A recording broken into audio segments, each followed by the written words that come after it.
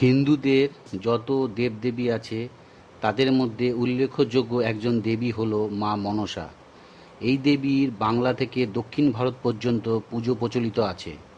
মনসার জন্ম নিয়ে মানুষদের মধ্যে মতপার্থক্য আছে। পুরো ভিডিওটি দেখার আগে আমাদের এই চ্যানেলটিকে যারা সাবস্ক্রাইব করেননি প্লিজ সাবস্ক্রাইব করে দেবেন এবং পাশে থাকা বেল নোটিফিকেশনটা ক্লিক করে দেবেন এবং যারা ফেসবুকে দেখছেন তারা ফলো করে দেবেন।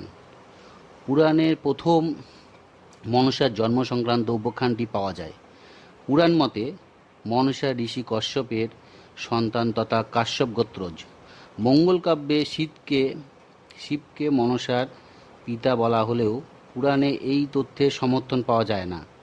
একবার সাপ ও সরীসৃপরা পৃথিবীর উৎপাত শুরু করলে ঋষি কাশ্যপ নিজের মন থেকে মনসা দেবীর জন্ম দেন। মন থেকে জন্ম বলে তার নাম হয় মনসা।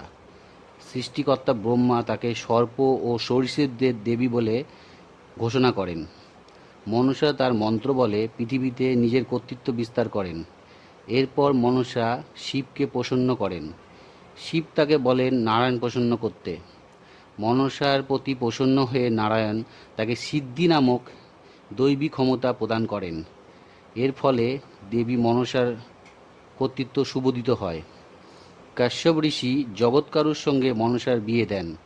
জগৎকারু এই সত্ত্বে মনসাকে বিবাহ করতে রাজি হয়েছিলেন যে যদি মনসা তার কথার অবাধ্য হন তবে তিনি মনসাকে পরিত্যাগ করবেন।